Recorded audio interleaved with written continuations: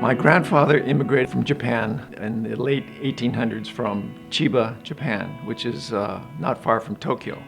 Unfortunately, because of cultural differences, language problems, discrimination, life was very difficult for the first generation Japanese into the United States. Life was hard back in China for my father and his family, and to really earn money to feed the family, my dad decided to leave behind his home to come to a country that at that time was not that welcoming, and so he ended up in San Francisco.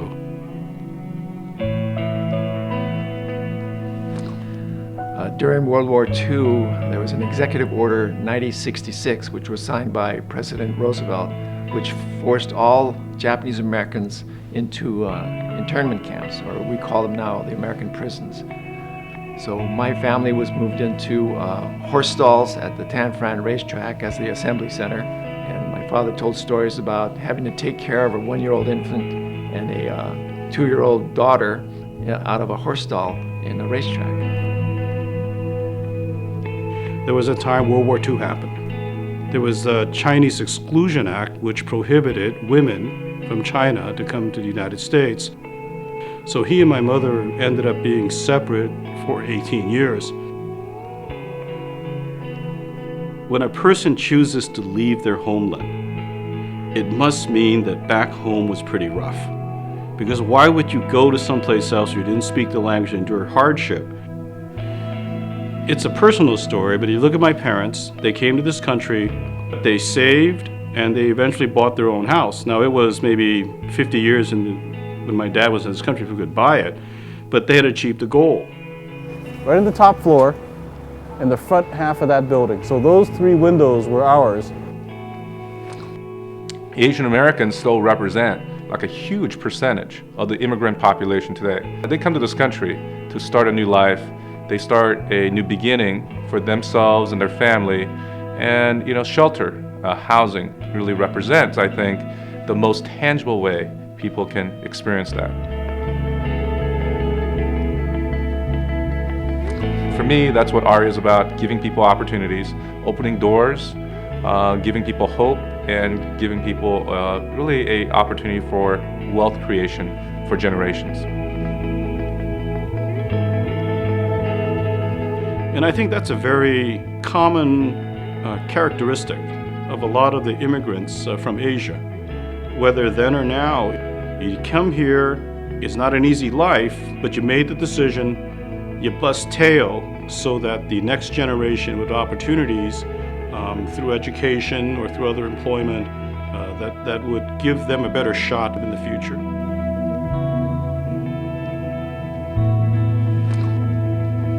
After the World War II, when Japanese Americans were released from the prison camps, my family returned to San Francisco. And then as they became reestablished into the mainstream, they needed homes. So my father realized that it would be a good business to get involved in real estate. So he got his real estate license. And in order to be prosperous, you have to join the Real Estate Association. So he made application in 1955, and he was denied membership solely on the basis that he was of Japanese ancestry.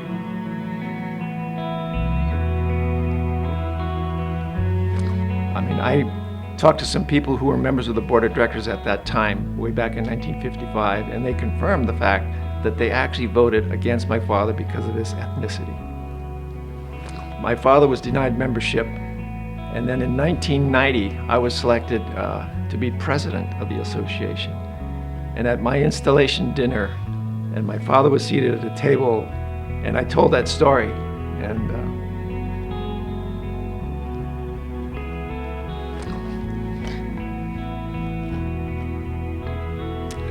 you can imagine when I gave my speech and seen him in the audience, I couldn't speak. I had a lump in my throat because of the look of my father.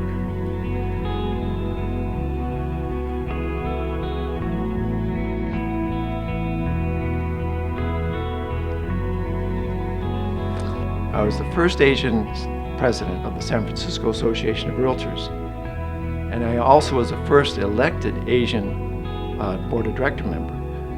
But at that time, there were no committee chairs who were Asian, very few Asians participating in realtor activities. So I started the Asian Council at the San Francisco Association of Realtors. And that actually was the genesis of AREAA that we have today.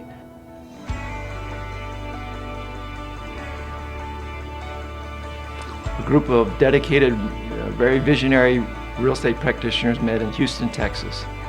John Wong and I brought this group together, along with the help of the National Association of Realtors. The Houston Association of Realtors was kind enough to offer us their meeting room, and it was really meant to be a brainstorming meeting. We had intended to come there and kind of discuss the issues and consider what might be possible in the future. And what happened was, in that room, there was so much excitement about us gathering together from different parts of the country to discuss the possibility of formation, that it actually was formed.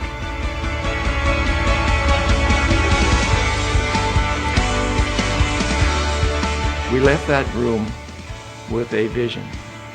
We didn't have a name, we didn't have members, we didn't have any money, but as I said, we had this incredible vision to start a national Asian real estate association. If there is a will, there is a way. Money comes a second. Money is a byproduct of what we have worked for. And one thing I do believe, charity starts at home. The more you give, the more you shall receive. And it's just so true. But I think at the end of the day, even if it's a small difference, it's a difference in itself. That, for me, is a reason to get up in the morning and be part of an association, makes an impact. It doesn't matter what age you are in this industry, as long as you have the motivation and the drive, then you can succeed at any level. AREAA, as it stands now, is the true voice of the Asian real estate practitioner across the country.